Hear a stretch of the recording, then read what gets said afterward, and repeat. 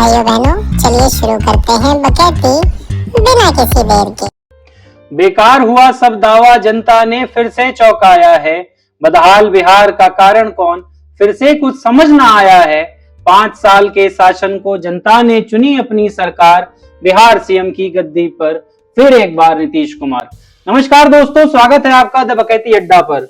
बिहार की जनता ने सारी उम्मीद और संभावनाओं को दरकिनार कर सुशासन बाबू को फिर से अपना मुख्यमंत्री बनाने के लिए वोट कर दिया है। बीते कल यानी 14 नवंबर को हुए मतगणना के बाद ये पता चला कि जिस पार्टी के पिछड़ने की भविष्यवाणी सबने की थी, उसके रिपोर्ट कार्ड ने सबको हैरान कर दिया। पार्टी है जनता दल यूनाइटेड यानी जेडीयू, नीतीश बाबू की जेडीयू। चुनाव से पहले विरोधी और सहयोगी दलों ने एक तरफा नीतीश के रिटायरमेंट को घोषित कर दिया था। कारण था उनका बिगड़ता स्वास्थ्य।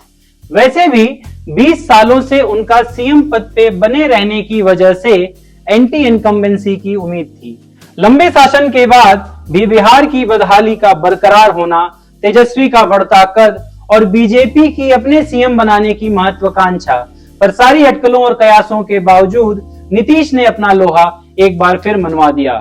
बता दिया कि बिहार की जनता के मिजाज की समझ उनसे बेहतर किसी और को नहीं है। आइए समझते हैं वो कारण जिनकी वजह से नीतीश बिहार में इतनी ज्यादा सीट जीतने में कामयाब रहे। जिन वजहों से नीतीश का रिपोर्ट कार्ड इतना अच्छा रहा, उसका मुख्य कारण था बिहार में साफ छवि वाले नेता के अभाव की। महिलाओं के नीतीश के प्रति कायम विश्वास, लालू के जंगल राज की याद और आखिर में जनता की उनसे सिंपैथी। आइए एक एक करके समझते हैं क्यों नीतीश को जनता का समर्थन इस बार भी मिल पाया।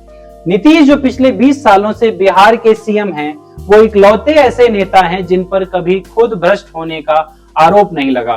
ऐसा होना राजनीति में एक्सेप्शन है।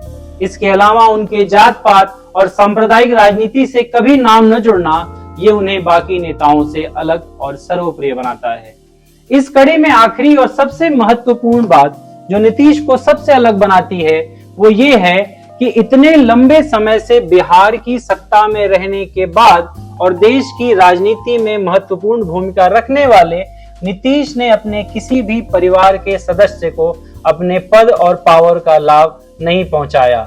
उनके इकलौते बेटे निशांत कुमार ना कभी सरकार के किसी पद पर रहे, न चुनाव लड़ा और ना कभी नीतीश के युवराज घोषित हुए। ये सब इसलिए महत्वपूर्ण है क्योंकि बिहार की राजनीति परिवारवाद से ग्रसित है। चाहे लालू के बेटे तेजस्वी और तेज प्रताप हो या रामविलास पासवान के बेटे चिराग और फिर शकुनी चौधरी के बेटे सम्राट चौधरी हो, नीतीश के साथ या विपक्ष में खड़े हर व्यक्ति के ऊपर या तो परिवारवाद या फिर भ्रष्टाचार और या फिर सांप्रदायिकता का ठप्पा लगा है। ऐसे में ये कहना गलत नहीं होगा कि बिहार जहां पर हर रोज भ्रष्टाचार के नए पैमाने सेट किए जाते हों, वहां का सबसे ईमानदार चेहरा नीतीश बाबू हैं। दूसरी तरफ नीतीश की शराबबंदी योजना का सबसे अधिक प्रभाव महिलाओं पर पड़ा। हालांकि शराबबंदी कानून का एग्जीक्यूशन बिहार में आज भी सवालों के घेरे में है, पर नीतीश के बनाए इस कानून ने महिलाओं के जीवन पर सबसे गहरा असर डाला। नीतीश की योजनाओं में महिलाओं का सशक्तिकरण सबसे ऊपर रहा है। ये नीतीश ही थे जिन्होंने 2006 में लोकल और अर्बन बॉडीज में 50% वुमेन रिजर्वेशन को इंट्रोड्यूस किया था। सरकारी नौकरी और पुलिस भर्ती में 35% महिला आरक्षण, जीविका दीदी योजना, लड़कियों को स्कूल जाने के लिए मुफ्त यूनिफॉर्म, साइकिल और स्कॉलरशिप जैसी तमाम योजना नीतीश सरकार बिहार में लाई गई थी। चुनाव से पहले महिलाओं को 10,000 रुपए का अनुदान इस चुनाव में ट्रम्प कार्ड साबित हुआ। 2005 से पहले लालू राज या कहें जंगल राज आज भी लोगों की स्मृति में बने हुए हैं। ध्वस्त कानून व्यवस्था और अपहरण जैसे अपराध का व्यवसायीकरण वाला राज्य बिहार नीतीश के सत्ता में आने के बाद ही इस पर अंकुश लगा पाया। नीतीश का नक्सल और माओवाद के प्रति कड़ा रुख और इंफ्रास्ट्रक्चरल डेवलपमेंट ने बिहार में उन्हें विकास पुरुष बना दिया। पर इस चुनाव से पहले विरोधियों का उनके स्वास्थ्य को मुद्दा बनाना, उनके पुराने सहयोगी प्रशांत किशोर का ये दावा करना कि नीतीश अपनी कुर्सी नहीं बचा पाएंगे, वोटर्स में नीतीश के प्रति एक सिंपैथी क्रिएट करता है। वहीं तेजस्वी के 2.5 करोड़ सरकारी नौकरी के दावे को जनता ने सिरे से नकार दिया।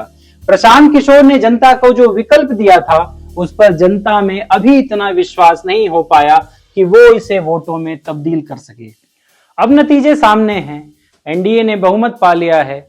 बीजेपी सबसे बड़ी पार्टी है, पर उसकी मजबूरी होगी नीतीश को सीएम बनाना। अगर वो ऐसा नहीं करते हैं तो नीतीश वापस महागठबंधन में जाने से नहीं कतराएंगे। ऐसा सोचना अब अविश्वसनीय नहीं है।